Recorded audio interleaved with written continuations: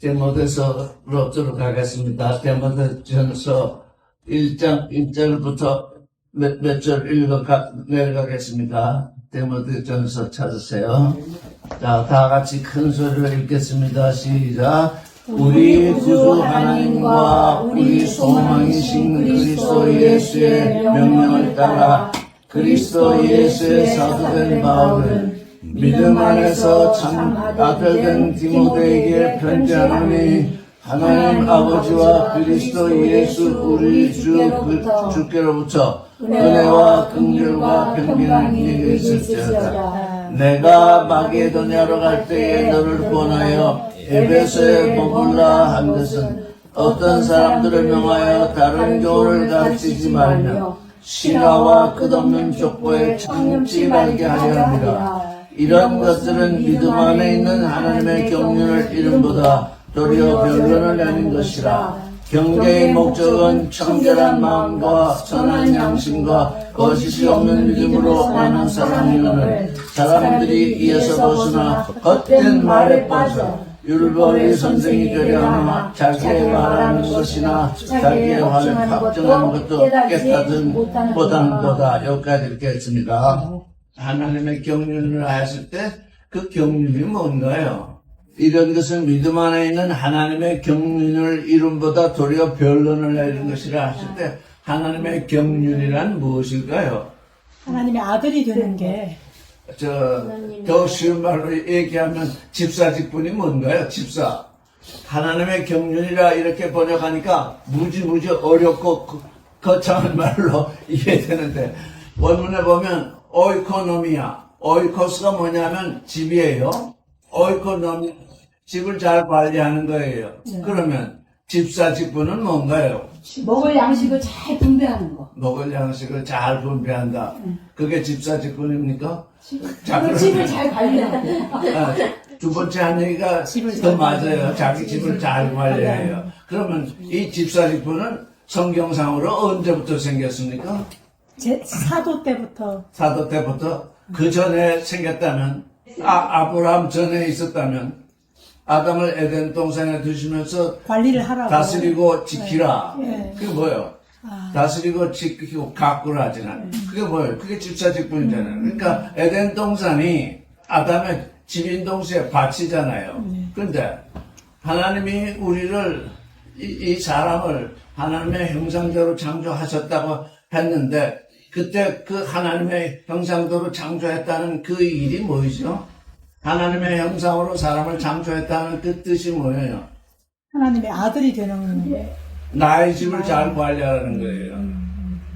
그쵸? 네. 이 사람이 누구의 집이에요? 하나님의 집. 사람이 누구의 밭이에요? 하나님의 밭. 밭. 우리에게 맡기신 하나님의 형상으로 창조했을 때 우리에게 맡겨진 일이 뭐예요? 집사직분이에요. 내가 너를 나의 형상으로 창조하는데 너는 나의 집이요 나의 밭이다. 그런데 그렇게 창조된 후에 사람들은 어떻게 했어요? 자기 집을 관리를 못했잖아요. 집사직분을 못하고 다 다 잃어졌잖아요. 그래서 그리스도가 오신 거예요. 오이코노미아, 집을 관리하는데 누구의 집? 이 세상 집이 아니라 하나님의 집, 하나님의 밭을 잘 관리하는. 그게 뭐예요? 하나님의 집을 잘 관리해서 어떻게 하는 거예요? 잘 관리해가지고 아름다운 동산을 만드는 거. 아름다운 동산을 만들어서 세워지는 거죠. 하나님의 집은 누구의 집이에요? 하나님의 집. 하나님의 집. 누가 거해야 돼요? 하나님이 거하셔야죠. 내 집을 내가 잘 관리하게 되면 내가 내 안에 거하리라. 하나님이 우리 안에 거하면 어떻게 돼요?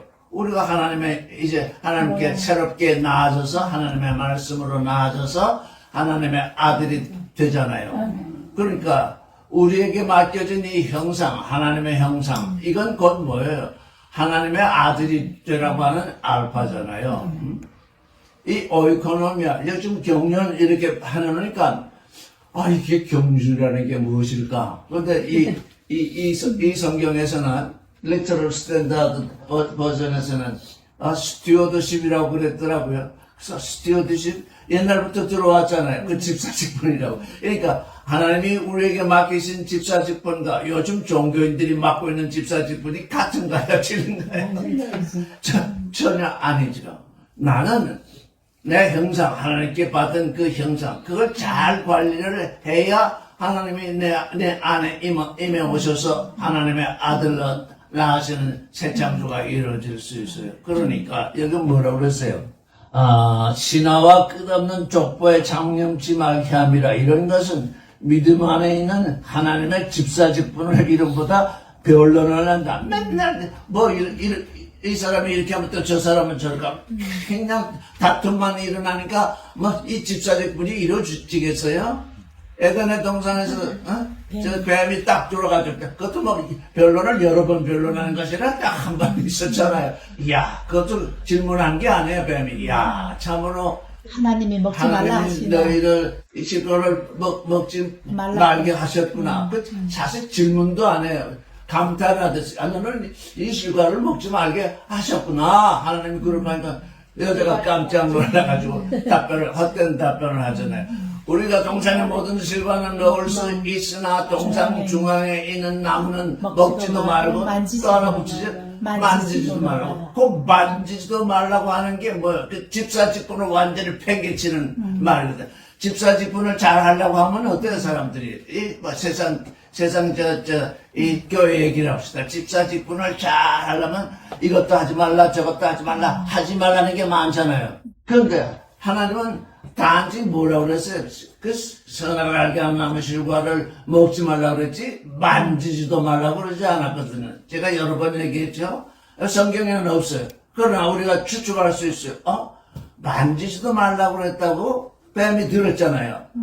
뱀은 하나님의 뜻을 잘 알고 있으니까 먹지 말라는 건 뱀도 알고 있지만 만지지도 말라고 한 건 여자의 뜻이잖아요. 성경에 없지만 뱀이 그 남에 올라가서 실과를 이렇게 만져요. 왜? 만지면 죽는다는 얘기가 없었거든요. 만져야 돼요. 왜 만져야 될까요? 선악과를 왜 만져야 될까요? 점검도 하고 벌레도 있으니까. 벌레도 있으니까 하여간 관리하려면 먼지도 떨어내야 되고 만져야 된다만. 근데 그거 만지지도 말라고 그랬으니까 뭐 선악을 알게 하는 나무가 무엇을 의미하는지 바라보지도 않고 속으로 저건 만져서도 안 된다니까 그거 가까이 가지도 않았을 뿐 아니라 그걸 협오하고 있었잖아요. 이 선악을 알게 선악 지식 이거 우리는 어떻게 해야 돼요? 만져야 돼. 만지지만 먹지 말아야 돼. 왜? 세상 사람들이 다 선악 지식으로 살기 때문에 그 선악 지식으로 사는 사람들이 뭐 때문에 그것으로 사는지 그걸 알아야 너 왜 그거 가지고 사느냐? 그러니까 그게 뭐예요? 실상 여자나 아담이나 자기 의무를 포기한 거잖아요. 그 나무가 에덴의 중앙에 있었으니 그 나무 관리를 해야 되잖아요. 그런데 만지지도 말라 했으니 번쩍만쩍 하잖아요. 우리가 지금 선악 지식에 대해서 깊이 지금 얘기하는데 왜? 그걸 잘 알아야 돼요. 내가 지금 어떤 선악 지식에 빠져 있는지 그걸 알아야 그 선악과를 먹지 않게 되잖아요. 그래서 이제 만지지도 말라 했는데 뱀이 성경에 없지만 뱀이 잘 기어다니니까 그 나무 실과에 떠 올라서 실과를 만졌다 그러면 여자가 놀랐겠어요? 안 놀랐겠어요? 완전히 경천동지하는 거죠. 완전히 세상이 뒤바뀌는.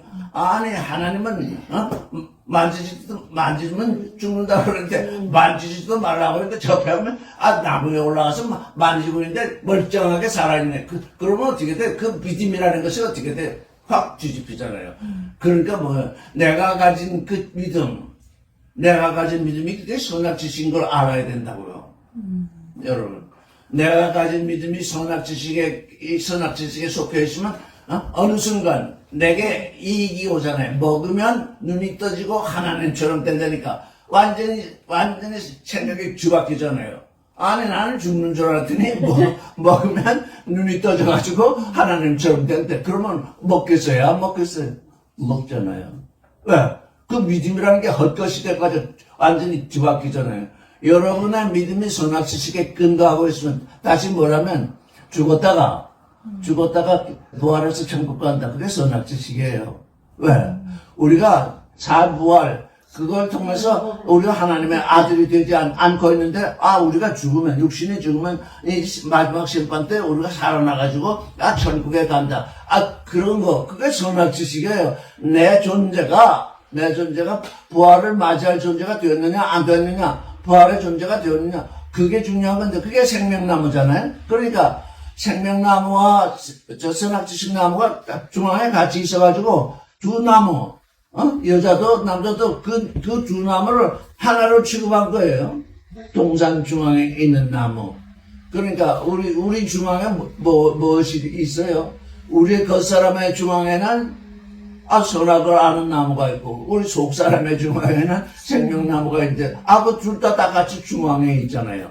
중앙에 있는 나무, 하나는 생명으로 나아가고, 하나는 죽음으로 나아가는데, 그거를 잘 알아야 뭘 할 수 있어요.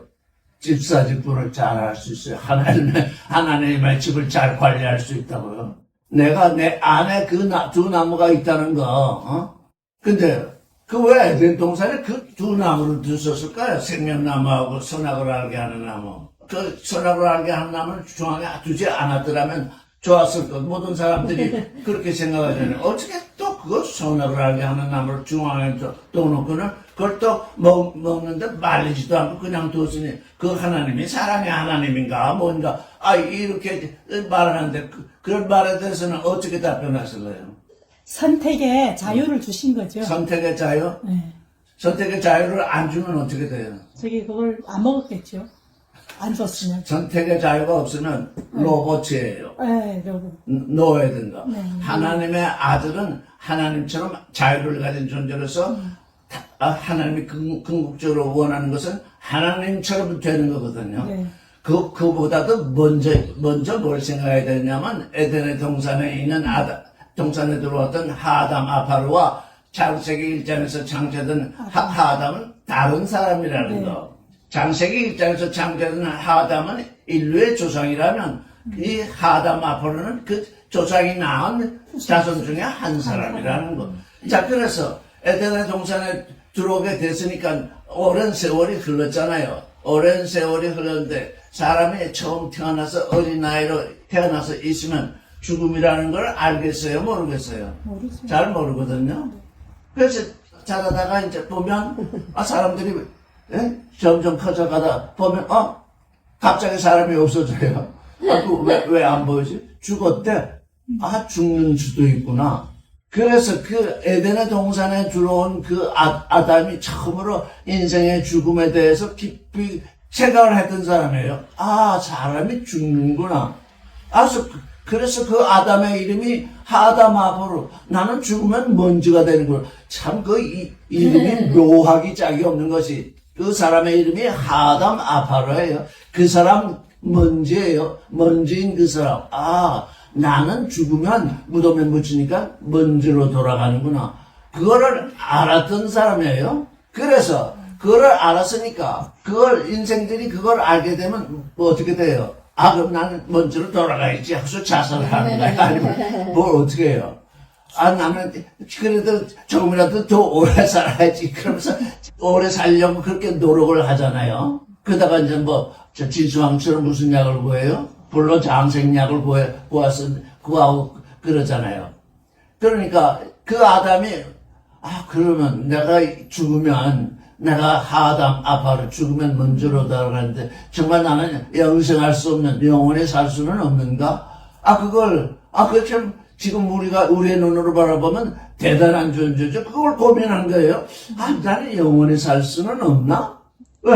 그 하담 아파르도 하나님이 자기 형상으로 사람을 창조하셨다는 것을 알고 있는 존재니까 나는 영원히 살 수는 없나? 그렇게 고민하는 그에게 하나님이 나타나셨잖아요.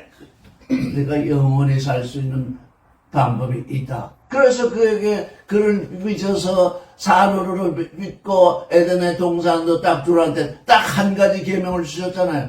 선악을 알게 하는 나무의 실과를 먹지 말라. 너는 밖에서 선악을 아는 그 생각으로 살았어. 지금 성경을 읽는데 커다란 오해가 생긴 것이 아담이 그 선악과를 먹어서 선악을 알게 된 것이 아닙니다. 그 전에 에덴의 동산에 들어오기 전에 선악 지식으로 살았기 때문에 너는 다시는 내가 네게 생기를 불어넣어서 너가 산원으로 되게 할 터인데 다시는 선악 지식으로 살지 말라. 선악 지식으로 살게 되면 다시 옛날처럼 아담 아파로로 돌아갈 것이다. 그렇게 말씀하신 건데 아담 아파로는 그걸 이해를 못했잖아요. 죽는다. 하나님은 너는 죽는다 이렇게 말씀하셨지. 응? 영원히 살 자가 죽음으로 들어가니까 죽는 거잖아요. 모든 신학자들이 아담이 선악과를 먹고 죽지 않았으니 또 그때 용서가 일어나고 잠시 살겠다. 그게 아니에요. 그 선악과를 먹은 순간 그는 하나님께 대해 주었어요. 왜?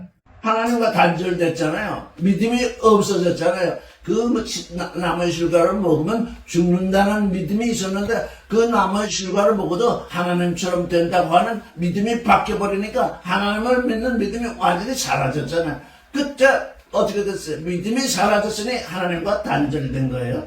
하나님과 단절됐으니까 에덴 동산 밖으로 쫓겨났으니까 영원히 살 수가 없게 됐잖아요.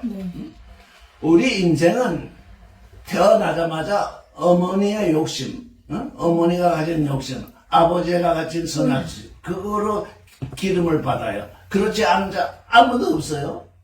아담이 그랬어요. 그래서 아담 아파로 했어요.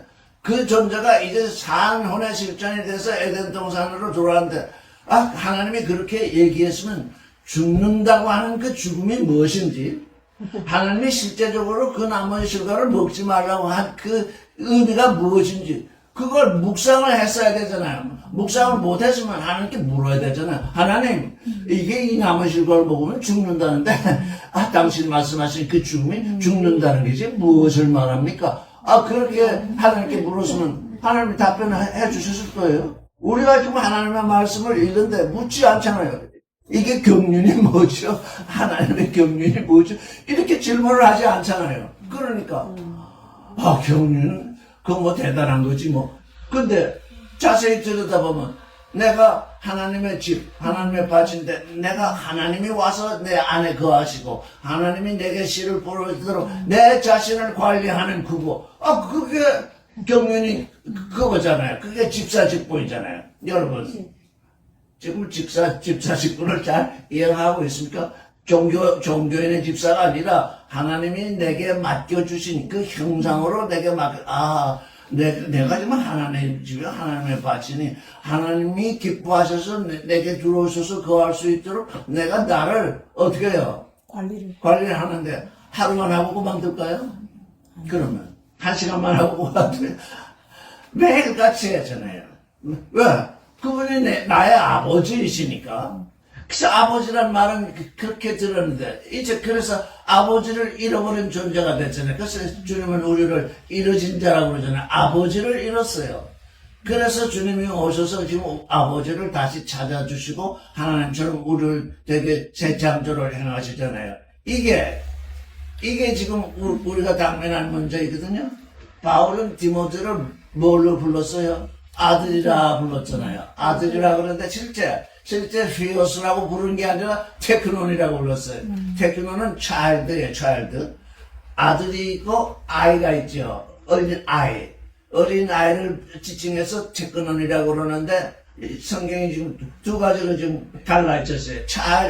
실제 child로 부르는 child로 부르는 이런 성경이 있는가 하면 아들로 부르는 또 다른 성경. 그러니까 어떻게 해요? 테크논이 아들일 수도 있고 차일드도 될 수 있구나 하고 그 원래 언어의 그 의미가 그렇게 지금 둘러 볼 수 있어요. 근데 번역된 성경은 child다 이렇게 아이다 이렇게 딱 하니까 그 다음에 의미를 알 수 없잖아요. 원래 테크논이라는 게 뭘 의미하는가 그걸 찾아봐야 돼. 여기에는 아이라는 의미가 있는데 아들이라는 의미도 있구나. 그래서 한쪽은 아이라는 의미를 택했고 한쪽은 아들이라는 의미를 택했구나. 그러니까 우리의 이해가 어떻게 돼요? 확장이 되잖아요. 우리의 이해가 이렇게 확장이 된다고요. 그래서 지금 바울은 디모데를 테크논이라 이렇게 불렀어요. 1절을 보면 우리 구주 하나님과 우리 소망이신 그리스도 예수의 명령을 따라서 여러분 한번 그냥 찾아보시오. 다른 바울이 쓴 성경 첫머리를 찾아보십시다. 자, 디모데 전서 바로 앞에 있는 건 뭐예요? 골로새서죠? 골로새서의 첫머리 어떻게 되어 있어요?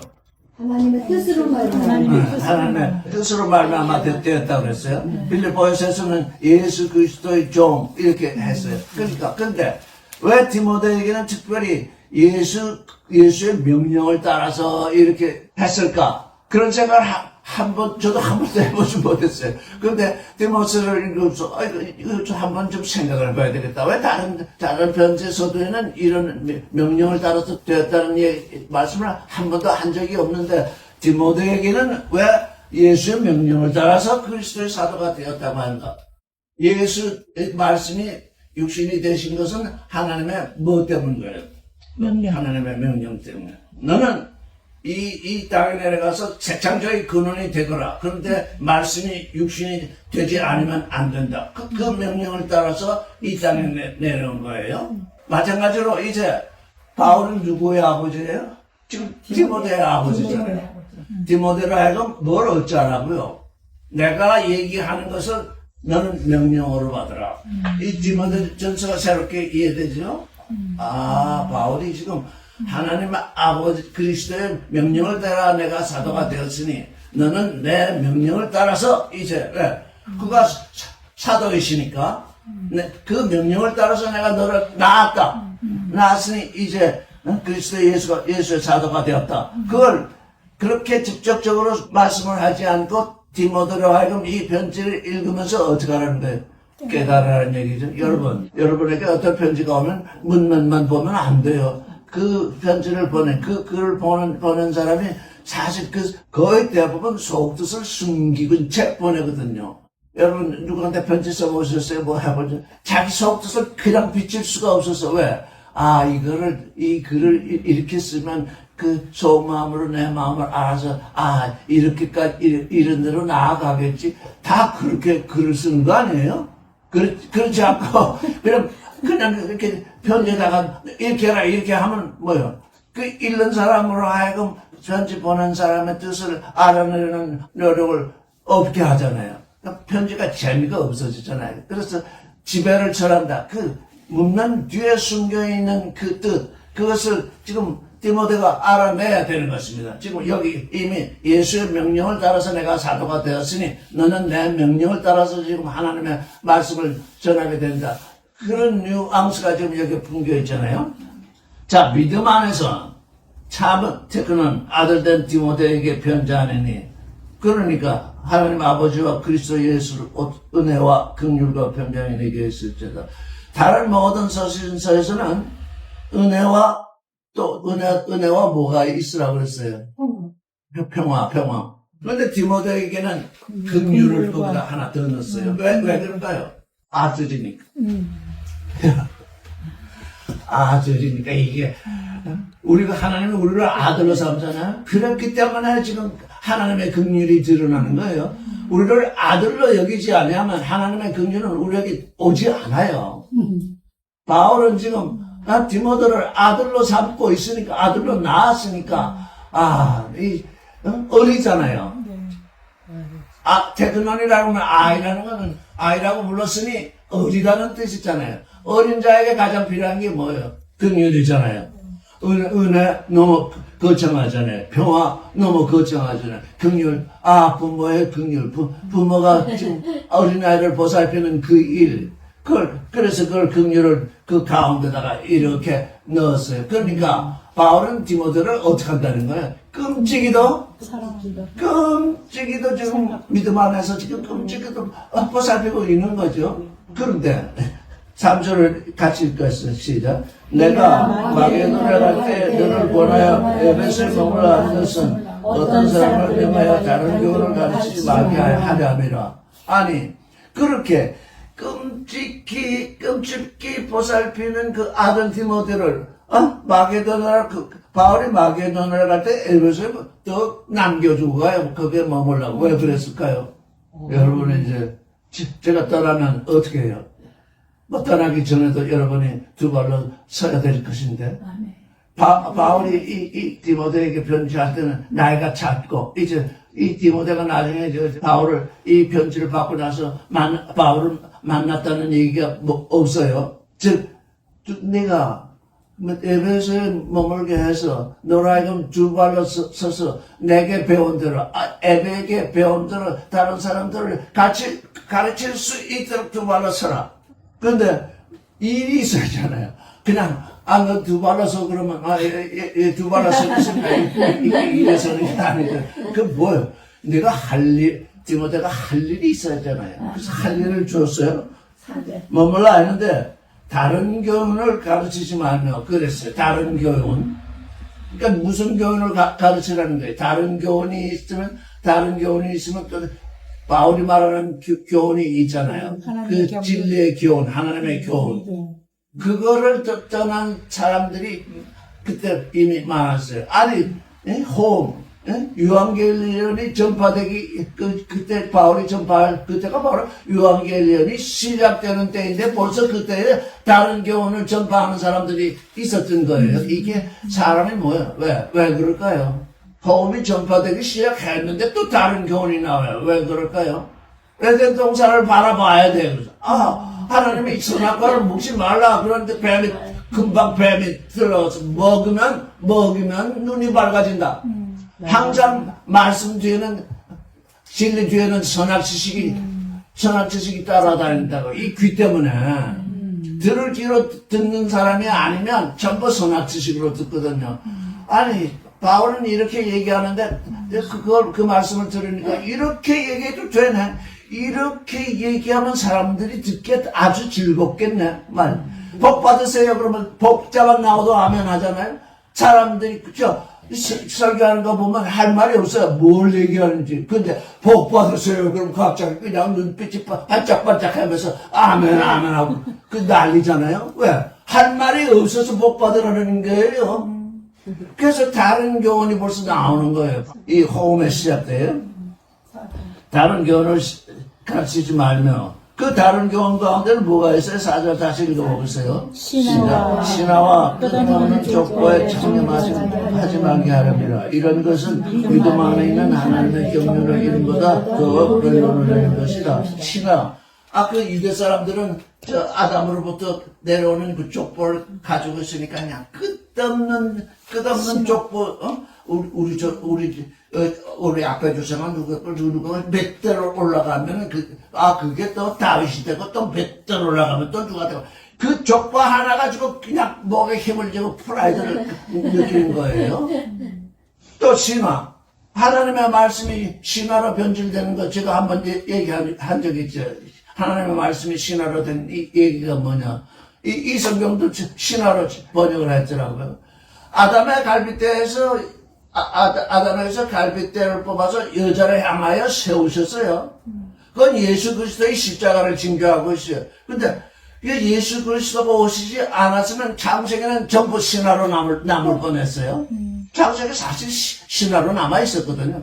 이게 신화로 있다가 비로소 예수 그리스도가 오심으로 말미암아 이게 신화가 아니고 이게 예수 그리스도를 증거하는 책이네 하고 이제 우리가 새롭게 받게 되었는데 이 아담의 갈빗대로 여자를 만들었다. 아담의 갈빗대 하나 적어도 남자가 여자하고 결혼을 할 때에 뭔가 내놔야 할 것이 있는데 갈빗대 내 가슴을 지금 보호하는 갈빗대 그 사랑을 내놔야 돼요.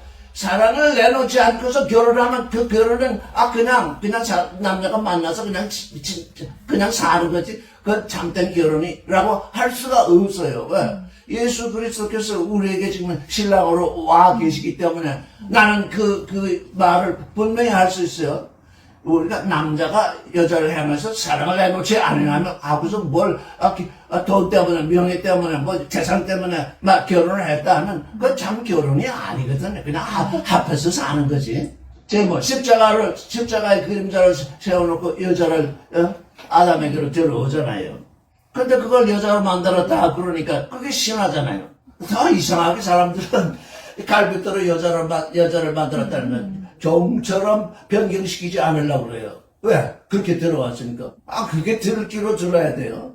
그렇게 들어왔기 때문에, 다른 건 믿지 않으면, 다른 건 다 안 믿으면서 갈비뼈로 여자 만들었다는 건 또 그렇게 또 고집스럽게 믿어요. 맞아요. 다 이거야, 원. 성경에 그 여자를 향해서 세웠다고 분명히 이렇게 되어 있는데도. 아니, 봐나, 세웠다. 그래서, 아니, 이게 정말 여자를 만들었다는 얘기인가? 하고서 성경 전체를 다 뒤집었어요. 하더니, 그 아브라함 기사가 나오더라. 아브라함이, 여호와를 향해서 제단을 쌓았다. 또는 제단을 세웠다 하는데, 그때 바나가 나오다. 만약에 그 아브라함이 여호와를 향해서 제단을 쌓았다. 그 말을 그 장색이 좀 여자를 만들었다로, 와 같은 식으로 해석하면 어떻게 되냐면, 아브라함이 제단으로 여호와를 만들었다. 문장 구조가 똑같아요. 여호와를 향해서 제단을 세웠다. 이렇게 한쪽에서는 그렇게 다 번역이 되어 있거든요. 뭔가 또 장색이 첫 번째에서 또 여자를 만들었다. 아니 그 여자를 만든 거야. 여호와를 만든 거야. 이렇게 사람의 생각이 이렇게 그래서 저는 그 히브리어를 학교에서나 저는 전문가한테서 배우지 아는 것을 감사하는 거예요. 아니 문장 구조가 똑같은데 한쪽은 뭐 세웠다 그러고 한쪽은 만들었다 그러니 이렇게 이중적으로 해석이 되면 이 히브리어는 믿을 게 못 된다. 히브리어는 믿을 게 못 되면 하나님 말씀도 믿을 게 못 된다. 그러니까 어떻게 돼요? 제대로 해석을 해야지. 제대로. 그래서 제대로 된 해석이 필요한 거예요. 왜 같은 문장인데 그렇게 다를 수가 있어요? 그 다음에 경계의 목적은 같이 읽어요. 시작. 경계의 목적은 청결한 마음과 선한 양심과 거짓 없는 믿음으로 나는 사랑이야. 이 양심을 사전을 찾아보면 양심은 뭐라고 되어 있을까요? 그러니까 양자가 들어가 있잖아요. 좋을 양. 선한 양심이라고 그랬잖아요, 보통. 양심은 이미 좋은 마음인데, 그 앞에 또 선한 좋은 마음? 참, 여러 성경 번역들을 봤더니, 예루살렘 번역이 제일 낫더라고요. 분명한 인식. 지금 우리가 양심으로 번역되는 컨시언스는 중국이나 한국에 없는 단어예요. 인식. 우리 인식이 바뀌어야 된다. 지금 우리 믿음이 바뀐다는 건 우리 인식이 바뀌어야 되는 거거든요. 지금 여러분 믿음이 바뀌었으니까 갈빗대로 여자를 만들었으니까 여자를 향해서 세웠습니까? 여자를 향해서 세워야만 이제 사람으로 말미암는 결혼이 이루어지게 되어 있는 거거든요. 선한 양심. 그래서 이게 무슨 소리야? 선한 게 있는데 또 양심, 좋은 마음. 그래서 선한 좋은 마음. 이건 도무지 번역이 되지 않는다. 그래서 컨시언스. 그래서 영어의 컨시언스, 인식, 의식, 인식. 우리 전체가 좀 뭘 어떻게 인식하느냐. 하나님이 나의 아버지라고 인식하는가. 만약에 하나님이 나의 아버지라고 인식하는 게 양심이겠습니까? 내 인식이잖아요. 의식. 바로 그 컨시언스. 근데 그 컨시언스가 선하다고 하는 것이 아니라 클리어. 분명하다. 분명한 인식. 그 실제 앞에는 그것이라고 썼거든요. 그래서 이 그것 하면 그때 선하다 그러는데 이것 때문에 사람들이 다 함정에 빠지는 거예요. 이것 때문에 다 선악지식에 빠지는 거예요. 선한 양심이 아니라 분명한 클리어가 뭡니까? 분명하잖아요. 분명한 인식. 하나님이 말씀하시기를 이 나무의 실과를 먹으면 죽는다. 그렇다. 그 나무의 실과를 먹으면 죽는다. 근데 그 죽음이 뭐냐? 내가 하나님으로부터 단절되는 것이다. 그렇게 분명하게 인식하고 있었으면 아담이 그 실과를 먹었겠어요?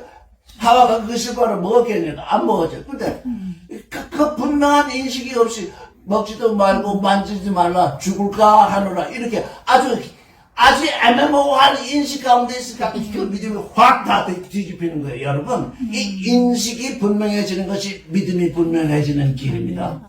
거짓 없는 믿음. 이게 또 예수 그리스도를 믿으라고 그랬더니 전부 거짓으로 믿어요. 거짓으로 믿는다는 게 뭡니까? 내 믿음. 내 믿음. 내 믿음이 무엇으로 출발합니까? 육신의 정력, 안 먹어주는 이생의 자. 그거 이루려고 예수 믿거든요. 그거 완전히 거짓된 믿음이거든요.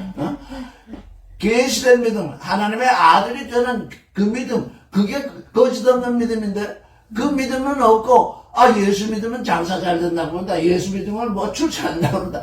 맨날 그런 거. 서양도 마찬가지더라고. 그냥 예수 믿고 나서 뭘 했더니 뭐 출세가 되고 장사도 잘 되고. 하나님이 정말 그를 불쌍히 여기서 그래 해줄 수도 있는데, 그건 땅의 일이잖아요.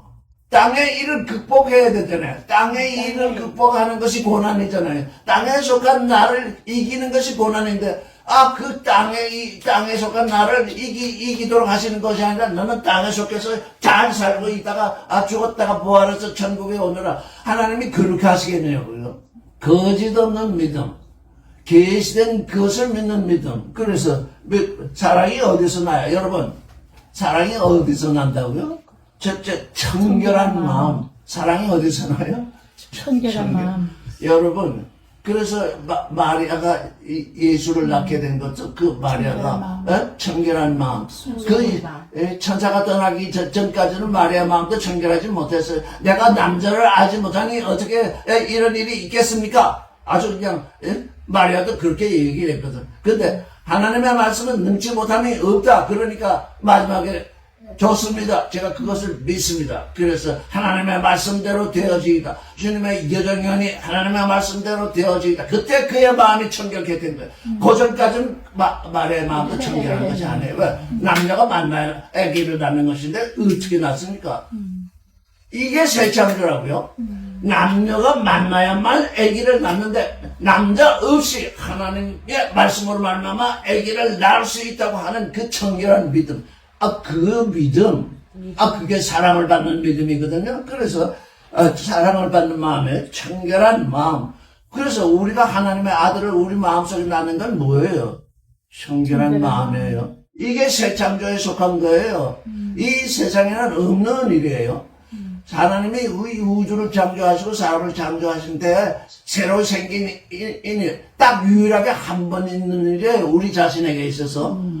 다른 데서 일어나지 않고 내게서 일어나는데 딱 한 번 일어나는 일인데, 내 청결한 마음속에서 믿음으로 말미암아서 하나님의 아들이 사랑으로 말미암아 나아지는 일, 이게 새 창조예요. 이건 전에도 없었고 후에도 없어요. 지금 내게서 일어나야 되는 일이에요. 이건 한 번도 일어난 적이 없어. 예수 그리스도가 오신 이후에 지금 일어나고 있는 거예요. 그래서 청결한 마음, 그 다음에 분명한 인식, 그 다음에 거짓이 없는 믿음. 이게 이 세 가지에서 뭐가 나온다고요? 사랑이 나온다. 내가 가서 제가 얼마나 오랫동안 사랑을 논했어요. 근데 사랑을 얘기했어요. 근데 다 만나는 사람들이 사랑을 베풀 줄 몰라요. 왜? 딱 만나면 이미 경쟁심이 떠올라요. 그냥 그 경쟁심이라는 게 몸에 배어가지고 사랑을 베풀 줄 몰라요. 왜? 거짓된 믿음 때문이에요. 내 믿음 때문이라고. 내가 이렇게 하면 저 사람이 나를 누르겠지. 내게 뭘 해주겠지. 그건 아이가 다 마찬가지. 거짓 없는 믿음. 이거 분명한 인식, 청결한 마음. 이거 여기서 사랑이 우러난대요. 바울도 여러 사랑을 읽고 써서 사랑을 말했지만, 이렇게 구체적으로 너 마음이 청결하냐? 그렇지 않으면 내게서 사랑이 나오지 않는다. 너 분명히 인식하고 있느냐? 예수 그리스도가 내 사랑의 구주인 것을. 그렇지 않으면 내게서 사랑이 나올 수 없다. 너 분명히 지금 거짓 없는 믿음으로, 계시된 믿음으로 주 안에 있느냐? 그렇지 않으면 사랑. 이 세 가지가 이 한꺼번에 있어야 비로소 우리에게 사랑이 이루어진대요. 그러니까 우리는 그냥 사랑 그러면 무작정 사랑하고는 싶은데, 무엇에서 사랑이 나오는 줄은 몰랐잖아요. 무엇을 통해서. 그래서 이 사랑 때문에 왜 사랑을 얘기할까요? 바울이 디모데를 사랑하기 때문에. 그러니까 바울은 뭐예요? 청결한 마음으로, 분명한 인식으로, 거짓 없는 믿음으로 지금 디모데를 자식으로, 테크논으로, 차일드로 사랑하고 있다는 얘기예요. 이렇게 분명하게 여러분이 글로 써서 보낼 수 있어요? 누구한테? 자식한테? 그러고 싶어요. 그러고 싶으면 그러자고, 이제. 그러고 싶잖아요. 그러고 싶으면 일단 뭘 해야 돼요? 청결한 마음, 분명한 인식, 거짓 없는 믿음을 내가 일어나게 돼. 근데 그거 빼놓고 나는 너를 사랑해, 나는 너를. 그거 거짓된 사랑일 수밖에 없잖아요. 사람들이 이에서 벗어나 헛된 말에 빠져. 이게 헛된 말이래요. 이게 말이 천냥빛을 갚는다고 그러잖아요. 어? 사람들도 그걸 믿어요. 말이 천냥빛을 갚는다냐. 거짓말을 그렇게 뭐, 어쨌든 뭐, 흰 거짓말까지 보태가지고 그냥 거짓말을 그렇게 해요. 왜? 말을 잘해야 천장빛을 갚는다 그래가지고요. 그런 우리가 안에 있는 그런 인식으로부터 사랑으로 전환되려니까 우리에게 뭐가 와요? 고난이 와요. 이 첫사람을 벗어나야 되거든요. 첫사람을 타파해야 되거든요.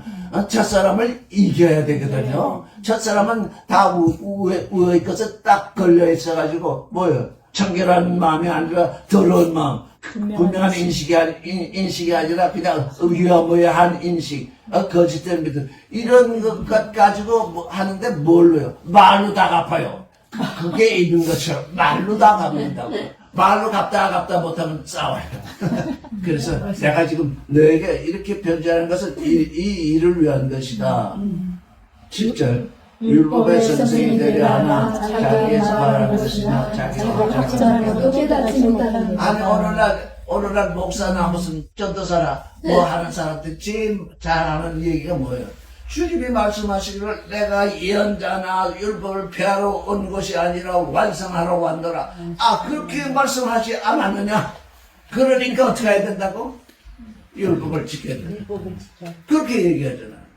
주님은 율법을 완성하고 율법을 폐하셨는데 그들은 그 율법을 완성하신 주님을 믿으면서 주님은 율법을 완성하러 오셨다고 그러지 않았느냐. 그러니 율법을 지켜야 된다.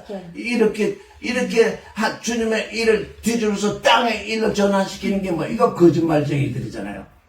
주님이 가져오신 이 사랑의 호흡 속에 들어오면 율법이나 예언이나 이거 완성이 돼요. 그거 지키려고 하다 보면 거기에 다 빠져들어요. 그걸 초월해야 돼요. 왜? 무엇으로? 그래서 부활로 초월해야 돼요. 그래서 우리가 부활의 실존이 된다는 건 뭐예요? 사랑의 완성이에요.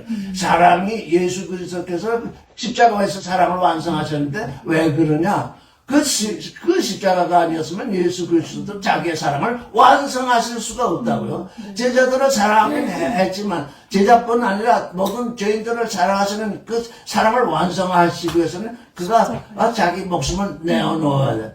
즉 자기 목숨을 내어놓는다는 건 자기 혼을 미워한다는 얘기거든요. 내어놓는다는 게 미워한다는 얘기거든요. 이래서 자기 혼을 미워하지 않으면 내 제자가 될 수 없다는 말씀을 하신 이유가 바로 그런 것이에요. 바울과 바울이 디모데에게 편지를 보냈으니까 바울이 아들된 디모데에게 어떠한 사랑과 어떠한 교훈을 지금 보내고자 하고 있는가? 그거 좀 그런 눈으로 한번 읽어보세요. 이 편지가 길지도 않아요. 그런 눈으로. 지금 바울은 디모데에게 뭘 알려주고 싶어서 지금 편지를 쓰고 있는가?